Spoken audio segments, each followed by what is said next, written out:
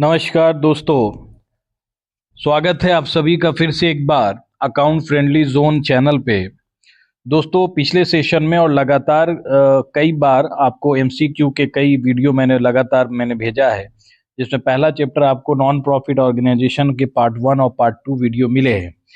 दूसरा जो मैंने सेशन बनाया था वो accounting for partnership firm part 1 video बनाया जा चुका है, जिसमें प्रश्न 1 से 25 तक के प्रश्न आपने देखा। आज हम लोग अकाउंटिंग फॉर पार्टनरशिप फर्म यानी फंडामेंटल जो पहला चैप्टर पार्टनरशिप फर्म का जो क्लास 12th में आप पढ़े होंगे, उसमें पार्ट 2 मैं वीडियो बना रहा हूं, जिसमें 26 से 49 यानी लगभग 25 सवाल इसमें भी आपको देखने को मिलेंगे। तो चलिए, अगर वीडियो पसंद आए तो अपने दोस्तों को भी शेयर आप जरूर करेंगे। तो चलिए, बिना समय गवाते हुए हमने शुरू करते हैं प्रश्न नंबर 26 से। दोस्तों, प्रश्न आपको दिख रहा होगा। प्रश्न हमारा है कि साझेदार द्वारा फर्म को दिए गए ऋण पर ब्याज मिलता है। कहता है कि जो साझेदार अगर अपने फर्म को, यानी जो पार्टनर हैं, पार्टनर ए हो, बी हो, सी हो, कोई भी पार्टनर हो, डजेंट मैटर, पार्टनर कोई भी हो, अगर वो अपने फर्म को लोन के रूप में एडिशनल कैपिटल देता है, मतलब उधार देता है बिजनेस के, फर्म के साल के बीच के दौरान, अगर वो पैसे 5 लाख, 6 लाख, 10 लाख, 50,000 कोई भी राशि देता है, तो फर्म उसे कितना प्रतिशत ब्याज देती है। ध्यान दीजिएगा, पार्टनर के द्वारा दिया गया अगर कोई लोन है जो फर्म में अगर बीच में आवश्यकता के अनुसार किसी पार्टनर ने दिया है, तो उस पार्टनर को फर्म की तरफ से कितना प्रतिशत ब्याज की राशि मिलेगी। बहुत ही इंपॉर्टेंट प्रश्न है ये, इस पे सभी लोग ध्यान देंगे। तो आंसर क्या होगा? तो 6% इसका आंसर है। और आपको ये भी मैं बता दूं कि पार्टनरशिप डीड में अगर ये बात लिखी होगी या ना लिखी होगी तो भी इसे 6% दिया जाएगा। अगर पार्टनरशिप डीड में लिखा होगा 8% तो 8% मिलेगा, 10% तो 10% मिलेगा।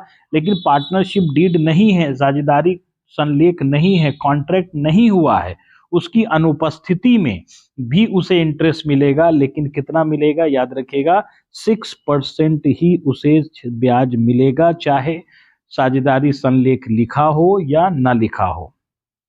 आइए नेक्स्ट क्वेश्चन पे बढ़ते हैं। प्रश्न नंबर 26। प्रश्न नंबर 26 आपको ध्यान दीजिएगा, पूंजी पर ब्याज को सामान्यता मानना चाहिए। बच्चों ध्यान दीजिएगा, प्रश्न कहता है कि पूंजी पर जो ब्याज है उसको सामान्यता मानना चाहिए। क्या मानना चाहिए भाई? तो बोलता है लाभ का विनियोजन, एक संपत्ति, एक व्यय या आय। तो ध्यान दीजिएगा, पूंजी पर जो ब्याज है, आपने चैप्टर जब पढ़ेंगे तो उसमें आपको इंटरेस्ट ऑन कैपिटल जो है वो बोलता है क्या माना जाता है, तो लाभ पर विनियोजन माना जाता है। ध्यान दीजिएगा, क्या माना जाता है? लाभ का विनियोजन माना जाता है। दोस्तों, कंपनी में जो प्रॉफिट होती है पार्टनरशिप में, तो प्रॉफिट के बाद जब पीएल हम लोग बना लेते हैं, तो पीएल बनाने के बाद हमें क्या बचता है? तो नेट प्रॉफिट बचता है ना। तो जो नेट प्रॉफिट बचता है, उसी नेट प्रॉफिट को हम लोग क्या करते हैं? उस प्रॉफिट को हम लोग पार्टनर में डिस्ट्रीब्यूट करते हैं, है ना। उसके लिए हम कौन सा खाता बनाते हैं? प्रॉफिट एंड लॉस एप्रोप्रिएशन बनाते हैं। तो इसी प्रॉफिट एंड लॉस एप्रोप्रिएशन में हम लोग नेट प्रॉफिट को ट्रांसफर करते हैं, और ट्रांसफर करके इसी प्रॉफिट को हम लोग जितने भी पार्टनर्स के जो एक्सपेंसेस हैं, चाहे वो इंटरेस्ट ऑन कैपिटल हो, चाहे वो पार्टनरशिप सैलरी हो, जो भी हो, हम लोग इसमें डिस्ट्रीब्यूट करते हैं। इसलिए इसका सही आंसर होगा एप्रोप्रिएशन। ध्यान दीजिएगा, एप्रोप्रिएशन ऑफ प्रॉफिट मतलब लाभ का विनियोजन। आइए नेक्स्ट क्वेश्चन पे चलते हैं। नेक्स्ट क्वेश्चन है साझेदारी संलेख। ध्यान दीजिएगा, साझेदारी संलेख हो सकती है, पहले भी ये प्रश्न आपको बताया जा चुका है। पार्टनरशिप डीड जो होता है वो रिटेन भी होता है, मौखिक भी होता है, या दोनों में से कोई भी हो सकता है। तो इसका सही आंसर है सी। ध्यान दीजिएगा, यहाँ पे मिटा हुआ है ऑप्शन, ये ए है और ये बी आपको दिख रहा है, और जो तीसरा ऑप्शन है ये सी। इसका सही आंसर है सी। ठीक है, ध्यान दीजिएगा दोस्तों, प्रश्न नंबर 29 पे हम लोग हैं। प्रश्न नंबर 29 है साझेदारी संलेख। साझेदारी संलेख की विषय वस्तु में शामिल होते हैं। तो साझेदारी संलेख मतलब पार्टनरशिप जो डीड है उसमें कौन कौन सी बातों को लिखा जाता है, वो प्रश्न में पूछा गया है। तो सबसे पहले याद रखिएगा, पार्टनर फर्म का नाम, बिल्कुल सही। पार्टनरशिप डीड जब बनता है तो उसमें पहले सबसे पहले पार्टनरशिप फर्म का नाम होता है कि फर्म का नाम क्या है, तो ये बिल्कुल सही है, ये शामिल होता है। दूसरा है फर्म व्यवसाय का नाम, मतलब व्यवसाय किस प्रकार का है, ये भी इसमें शामिल होता है, तो ये भी आपका सही जवाब है। व्यवसाय का पता, मतलब व्यवसाय का जो ऑफिस है, जो व्यापार हो रहा है वो किस स्थान पे हो रहा है, ये भी ऑप्शन होता है, तो ये भी सही है। तो ऑप्शन नंबर डी है इनमें सभी, तो आंसर इसके होंगे इनमें सभी, ऑप्शन डी। नेक्स्ट प्रश्न पे आगे बढ़ते हैं। प्रश्न नंबर 30 है, साझेदार के अधिकार में शामिल नहीं है। दोस्तों ध्यान दीजिएगा, पार्टनरशिप फर्म में साझेदार जो है उनके अधिकार में क्या नहीं है, तो अवकाश लेने का अधिकार, बिल्कुल सही, उन्हें ये अधिकार है कि वो कभी भी अपने आप को रिटायर घोषित कर सकते हैं। नोटिस दिया जा सकता है पहले ही कि मुझे अब काम नहीं करना, मैं अब व्यापार से अलग होना चाहता हूं, ये उनका अधिकार है। और प्रश्न पूछा है कौन अधिकार शामिल नहीं है, तो ये आंसर आपका नहीं होगा, क्योंकि ये अधिकार ऑलरेडी उनके पास होता है। लाभ का अधिकार, ये भी उनके पास अधिकार होता है कि ये वो लाभ, जब पार्टनरशिप में प्रॉफिट होती है तो वो लाभ उनको मिलेगा, तो ये भी अधिकार उनके पास है। तीसरा है व्यापार व्यवसाय में भाग लेने का अधिकार, तो ये भी उनका अधिकार है। लेकिन डी नंबर देख रहे हैं, समापन का अधिकार। याद रखिएगा, बिजनेस का यानी कि पार्टनरशिप का समापन किसी एक पार्टनर के हाथ में नहीं होता है। ये बिजनेस का समापन जब भी होगा तो फर्म के जितने भी पार्टनर हैं, सपोज कीजिए कि 3 पार्टनर एबीसी हैं, तीनों की सहमति से ही पार्टनरशिप फर्म का समापन होगा। तो एक साझेदार के अधिकार में ये नहीं है, तो कौन सा अधिकार नहीं है, तो डी नंबर अधिकार नहीं है फर्म का अधिकार। नेक्स्ट प्रश्न पे आते हैं, प्रश्न नंबर 31, साझेदारों की पूंजी पर ब्याज है। साझेदारों की पूंजी पर जो ब्याज है वो क्या है, ध्यान दीजिएगा, मैंने अभी बताया कि पूंजी पर जो ब्याज होता है वो क्या होता है, एप्रोप्रिएशन होता है।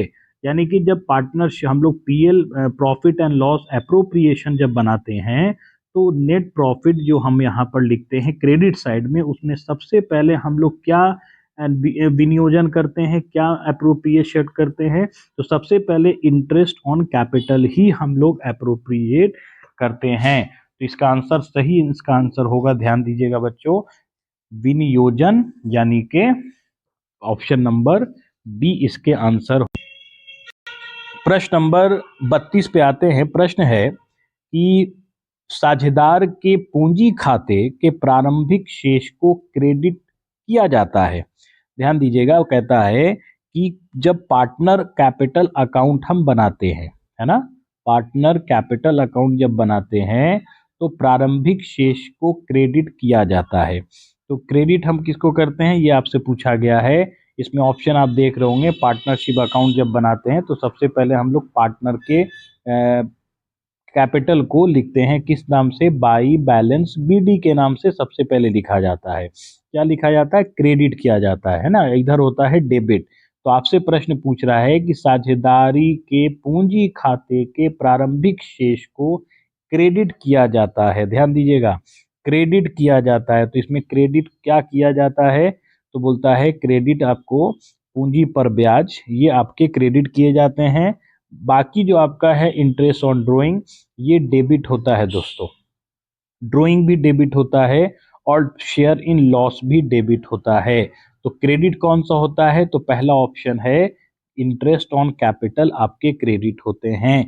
अगर आपने पार्टनरशिप कैपिटल अकाउंट बनाया होगा तो आपको पता होगा कि डेबिट में क्या क्या चीजें जाती हैं। तो डेबिट में जाता है interest on capital, profit and loss, है ना, और आपके जाते हैं जनरल रिजर्व, ठीक है, इस तरह से और भी जो हेड है ये सारे डेबिट में जाते हैं। नेक्स्ट प्रश्न पे आते हैं, प्रश्न नंबर 33। प्रश्न नंबर 33 है कि साझेदारी स्थापित करने के लिए कम से कम कितने व्यक्ति होने चाहिए। पता है आपको कि पार्टनरशिप स्थापित करने के लिए कम से कम 2 व्यक्ति का होना बिल्कुल जरूरी है। नेक्स्ट प्रश्न पे आते हैं। प्रश्न नंबर 34। प्रश्न नंबर 34 है, फर्म के लिए साझेदार साझेदार के आहरण पर ब्याज है। तो दोस्तों, फर्म के लिए बोलता है, फर्म के लिए साझेदार के आहरण पर जो ब्याज है, आपको पता है कि कोई भी पार्टनर फर्म से कभी भी अपने निजी इस्तेमाल के लिए जो पैसे निकालता है उसे ड्राइंग कहते हैं। तो वो कभी भी पैसे अपने निजी इस्तेमाल के लिए निकाल सकता है। बिल्कुल राइट, ठीक है, इतना तो आप जानते हैं। लेकिन जब वो पैसे फर्म को लौटाता है तो इंटरेस्ट के साथ लौटाता है। तो फर्म को इंटरेस्ट मिल रहा है किसके द्वारा? पार्टनर के द्वारा। तो पार्टनर के द्वारा जब इंटरेस्ट मिलेगा तो ये इंटरेस्ट फर्म के लिए एक्सपेंस तो होगा नहीं, लेकिन क्यों कि पैसा तो फर्म को आ रहा है। तो जो जो चीजें फर्म को आ रही हैं वो इनकम होंगी। वो क्या होंगी? इनकम। तो याद रखिएगा, फर्म के लिए पार्टनर के द्वारा जो ब्याज दिया जाता है वो इनकम होता है। नेक्स्ट प्रश्न पे आते हैं, 35 नंबर। 35 नंबर प्रश्न कहता है, साझेदारी अधिनियम किस वर्ष लागू हुई? दोस्तों, आपने अगर पढ़ा होगा तो आपके चैप्टर की शुरुआत में ही लिखा हुआ है। आप थ्योरी अगर पढ़े होंगे तो उसमें लिखा है कि साझेदारी अधिनियम कब लागू हुआ था? सन 1932 में लागू हुआ था। 1956 में कुछ अमेंडमेंट हुए थे, उसमें कुछ सुधार किया गया, उसे बिजनेस को इम्प्रूव करने के लिए और बहुत सारी उदारीकरण नीतियों के लिए। लेकिन सबसे पहले लागू कब हुआ था? तो 1932 में लागू हुआ था। आगे बढ़ते हैं प्रश्न नंबर 36 पे।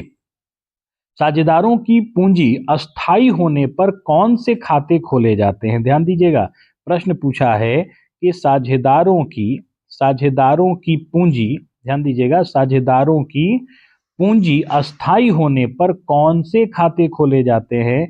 दोस्तों, याद रखेंगे कि ये खाते केवल कैपिटल नहीं खोले जाते, केवल करंट भी नहीं खोले जाते, दायित्व खाते भी नहीं खोले जाते, बल्कि पूंजी और चालू खाते खोले जाते हैं। मतलब फिक्स कैपिटल और करेंट कैपिटल अकाउंट खोले जाते हैं। ठीक है, यानी अस्थायी पूंजी खाता और परिवर्तनशील पूंजी खाता खोला जाता है। तो आपका डी ऑप्शन सही है। प्रश्न नंबर 37 पे अगर बात आती है, प्रश्न नंबर 37 पे ध्यान देंगे। प्रश्न नंबर 37 है, एक साझेदार फर्म में लाभ हानि समायोजन खाते में निम्न में से कौन सी मद लिखी जाती है? फिर से मैं बोल रहा हूं, एक फर्म के लाभ हानि समायोजन खाता, लाभ हानि समायोजन खाता फिर से मैं बता रहा हूं कि पार्टनरशिप में profit and loss appropriation account बनाए जाते हैं, है ना? उसमें आपसे पूछा गया है कि कौन कौन सी मदें उसमें जाती हैं। तो सबसे पहला जाता है इंटरेस्ट ऑन कैपिटल, बिल्कुल सही, ऑप्शन सही है, यही आपका जाएगा। दूसरा, साझेदार का वेतन, ये भी जाता है दोस्तों। सी, ट्रांसफर ऑफ रिजर्व, ये भी जाता है। कंपनी अपने प्रॉफिट का हिस्सा, कहता है कि नेट प्रॉफिट में जो प्रॉफिट बचता है उसका कुछ भाग पार्टनर अपने आगामी वर्ष में अगर कभी वित्तीय समस्या हुई तो उस समस्या के निदान के लिए वो कुछ पैसे प्रॉफिट का 5% या 10% भाग वो रिजर्व में ट्रांसफर करते हैं। तो ये भी आपका ऑप्शन सही है। इसलिए इसके तीनों ऑप्शन सही हैं, इसलिए इसका सही ऑप्शन डी होगा इनमें सभी। प्रश्न नंबर 38 पे आते हैं दोस्तों। प्रश्न नंबर 38 है आपका, साझेदार के आहरण पर ब्याज के लिए डेबिट किया जाता है। कहता है कि जब जब आप पार्टनरशिप के जब एंट्री हम लोग करते हैं ड्राइंग का, तो कहता है कि साझेदार के आहरण पर ब्याज मतलब इंटरेस्ट ऑन ड्राइंग का जब एंट्री पास करेंगे तो डेबिट क्या किया जाएगा? तो याद कीजिएगा, डेबिट होगा पार्टनर कैपिटल अकाउंट डेबिट। याद रखिएगा, partner capital account debit to interest on capital. याद रखिएगा, पार्टनर को डेबिट करेंगे। क्या करेंगे?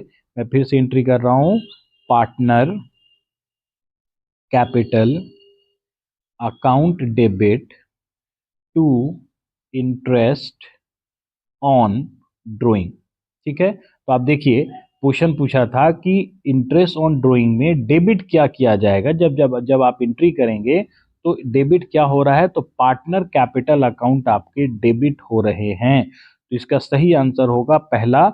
कौन सा आंसर होगा? पहला जो ऑप्शन होगा वो होगा साझेदार के पूंजी खाते पार्टनर कैपिटल अकाउंट जो होंगे आपके डेबिट होंगे। नेक्स्ट क्वेश्चन पे आते हैं दोस्तों। नेक्स्ट क्वेश्चन है आपका 39।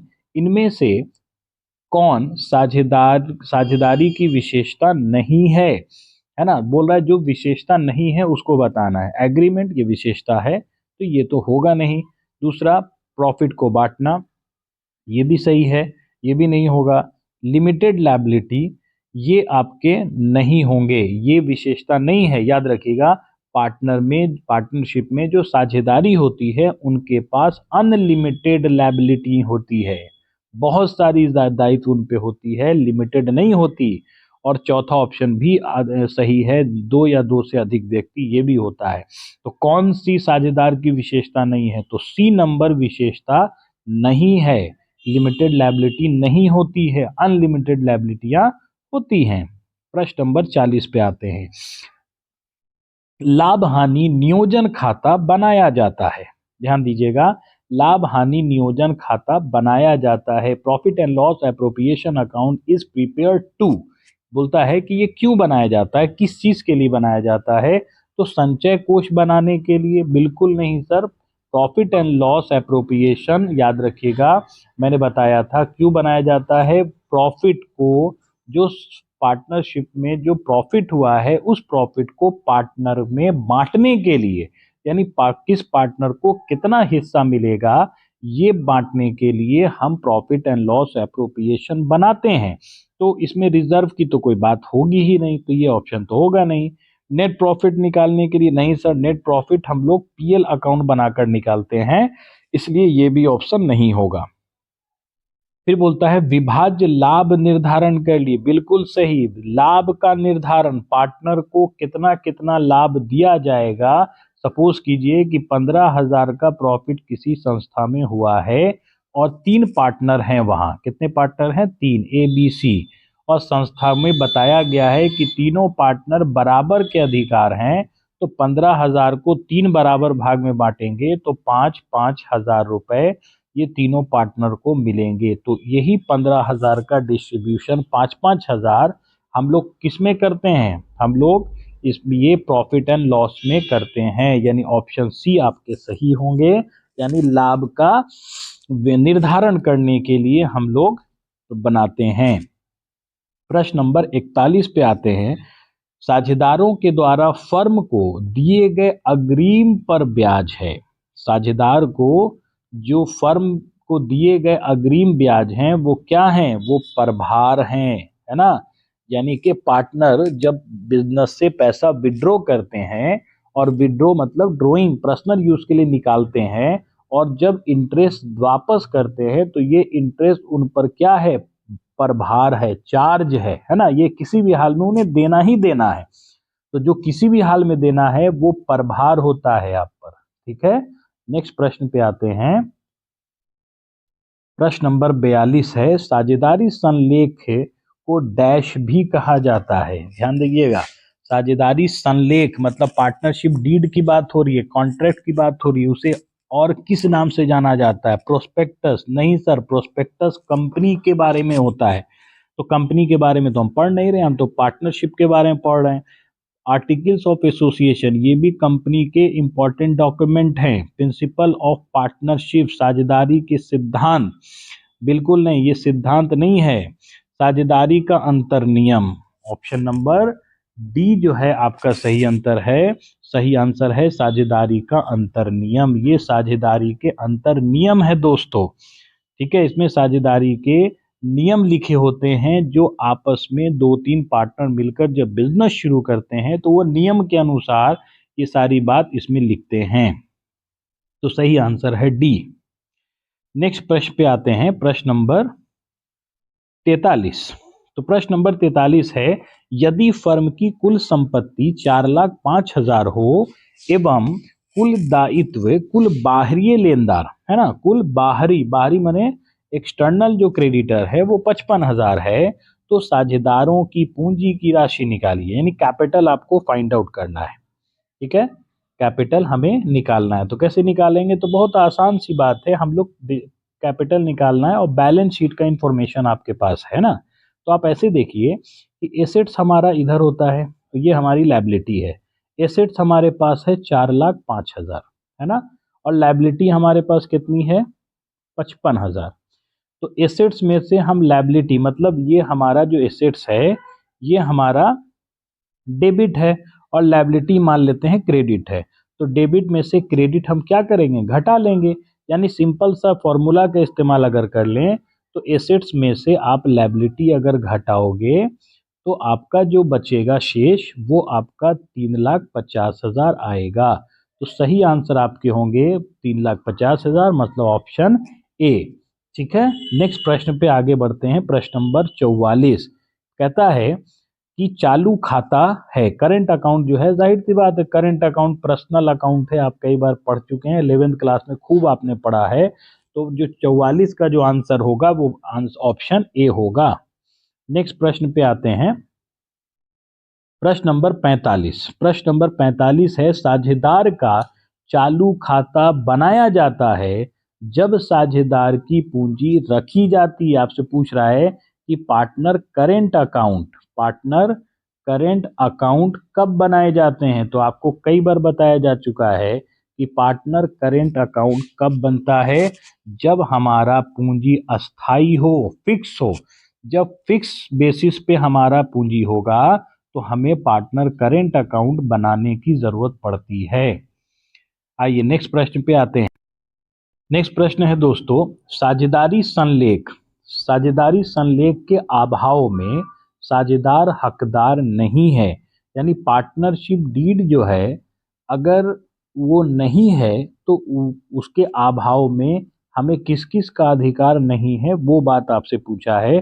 तो पहला है वेतन पाने का अधिकार, बिल्कुल नहीं सर। पार्टनरशिप डीड में अगर होता, उसमें लिखा होता तो सैलरी मिलती, अगर नहीं लिखी है तो कभी भी नहीं मिलेगी। उसी तरह कमीशन पार्टनरशिप डीड होने पर ही मिलेगा, अन्यथा नहीं मिलेगा। उसी तरह पूंजी पर ब्याज, ये भी पार्टनरशिप डीड होने पर रहेगा, अगर नहीं है तो नहीं मिलेगा। यानी सभी ऑप्शन ही सही हैं, इनमें से किसी का अधिकार पार्टनर के नहीं होंगे। नेक्स्ट प्रश्न पे आते हैं, प्रश्न नंबर 47, है ना। प्रश्न नंबर 47 की अगर हम बात करें, तो प्रश्न नंबर जो 47 हमारा है उसमें लिखा है कि जब वर्ष भर निश्चित राशियों का आहरण प्रत्येक माह की अंतिम तारीख को किया गया हो। याद रखिएगा, अगर किसी पार्टनर ने एक निश्चित राशि, सपोज कर लीजिए 5,000 की राशि, एक निश्चित राशि प्रत्येक महीने की, यानी कि हर मंथ की अंतिम तारीख 30 या 31 हो सकता है, और फरवरी का महीना है तो 28 हो सकता है ना। तो हर महीने की अंतिम तिथि को अगर वो पार्टनर निकालता है तो आहरण की कुल राशि पर ब्याज लगाया जाएगा, है ना। तो कितने समय का ब्याज लगाया जाएगा, यही प्रश्न आपसे पूछा गया है। तो आंसर आपके याद रखना होगा कि सर 5.5 महीने के लिए हमें ब्याज लगाना होगा। याद रखिएगा, प्रत्येक माह की अंतिम तारीख की अगर बात होगी और राशि निश्चित होगी तो हमें 5.5 महीने का ब्याज लगाना होगा। आगे बढ़ते हैं प्रश्न नंबर 48 पे। प्रश्न नंबर 48 है, साझेदारी संलेख की अनुपस्थिति में, फिर से आ गया कि पार्टनरशिप डीड अगर ना हो तो साझेदार पाने के अधिकारी होते हैं। क्या पाने के अधिकारी होते हैं, तो वेतन तो मिलेगा नहीं, है ना। पूंजी के अनुपात में बिल्कुल नहीं, पूंजी के अनुपात में नहीं। जब पार्टनरशिप डीड ना हो तो इक्वल प्रॉफिट मिलता है ना। तो ये आपका होगा नहीं, पूंजी पर या ब्याज ये भी नहीं होगा। इसका सही ऑप्शन है डी, इनमें से कोई हकदार आप नहीं होंगे। प्रश्न नंबर हम आते हैं 49 पे। 49 में बोला गया है कि साझेदारी हो सकती है ना।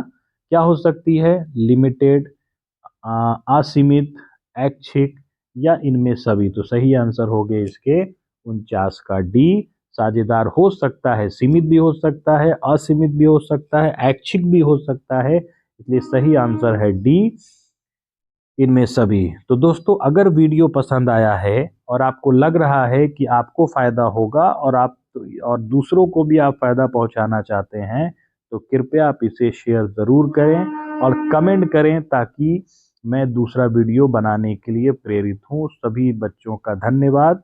नमस्कार।